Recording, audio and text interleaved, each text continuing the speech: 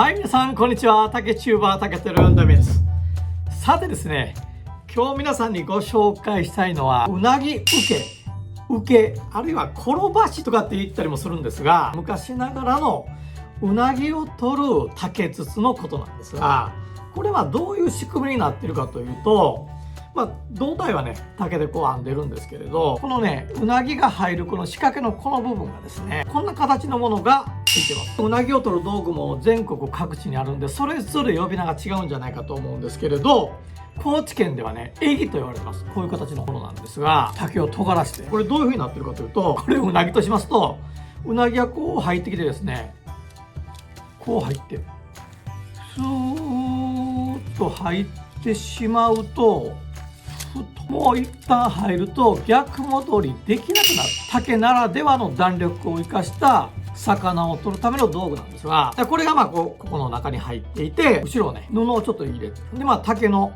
切れ端なんかをこう詰めてですね、でこれを皮に仕掛けてうなぎを取っています。うなぎの入る方を皮下に向けるんです。普通に考えたら皮紙がこっちだったらこう皮が流れてくるんで、そのままこううなぎが入るように思うじゃないですか。実は中にですね、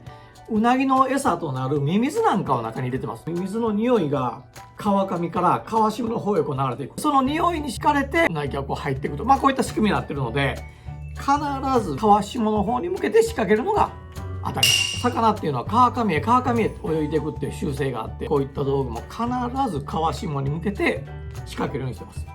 それと今回ねちょっとこう古びた受けを持ってますけど、これもちょっとね秘密があってですね、編み上がったばっかりは青々としてですね、非常に美しいんですが、実はその美しい受けではうなぎって入らないんですよ。これなんでかというと、やっぱ竹っていうのはすごくやっぱその油分も多いし、香りも人間からしたらとってもいい香りでね、いい香りだっていう思うんですけれど、これ水分含むとねさらにこう香りが引き立ちますので、皮に仕掛けた時にどうやらミミズの匂いがしないようなんです。出来上がったばかりの受けで何度かうなぎ取ったことあるんですけど、圧倒的にこうやって使い古した受けの方に入るんですよ。太さ的にこんなもんですよね。長さもこの程度のもんです。このサイズの受けにですよ、最高15匹ぐらいうなぎ入ったことあるんです。皮からこうバーッと受け上げるじゃないですか。もう水がジャー出るんやけど、もうずっしり重たいんですよ。ずっしり重たい。これは入ってるなと思って蓋開けてバーッとこうビグなんかに入れると、もううなぎが次から次とダーッ流れてくるぐらい小さいように見えて、意外とたくさんのうなぎが取れる道具なんです。高知県ではこういった受けが使われてたんですが、他にも形的にはね、こういったやつですね、一本の竹をここで割って、でその竹をずーっとこう一本の長い横ひごにしてずーっと編み込んでいく。形違うんですけど、うなぎを取る仕組みっていうのは全部同じです。こういった液が入ってて、でここしっかりタコ糸やなんかでこう止めるんですよ。仕掛けてあげる時にはタコ糸外して液を外してここから出すと、こういった仕組みになってます。こういったものもあるし、さっきのまた受けとはまた違う形なんですけれど、仕組み的には全く同じなんですが、日本全国地方でいろんな形のものが作られてきたと、こういった伝統の道具がありますよということなんです。でですね、さて今日はもうちょっとねお話ししたいのは、これね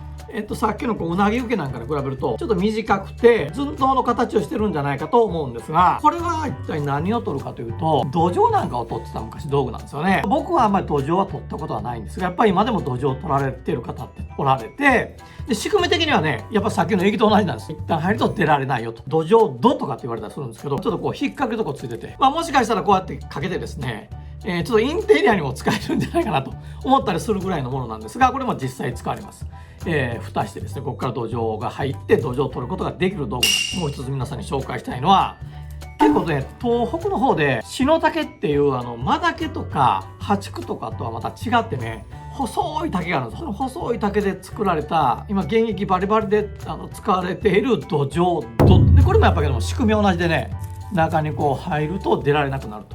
というのは同じなんですが、割りっぱなしでこれぐらいの竹ひごのサイズになるんですよ。で非常に柔らかくて柔軟性があるので、お尻の部分をキュッと縛って同じように皮下に向けて仕掛けるというようなものなんです。これ一体どういう風に土壌を取り出すかというとちょっと面白いんですよ。紐をパッと外して、ここを離してもですね、竹の柔軟性とかしなやかさでしっかりこう口は止まったままなんですが、これはビクなんかに向けてピュッと、これねほんと面白いんですよ。ピュッてやるとこう穴がすぐ開くとこある。篠竹って特にやっぱしなやかさとかある竹ですから、もう竹の特性そのままに生かした非常に面白い仕組みの道具じゃないかなと思います。暮らしの中で磨かれてきたこういった道具、面白いですよね。もう普通だったらこうやってやるんやろかって思ったりしません？ところがこれヒュッと先人の知恵もいっぱい詰まった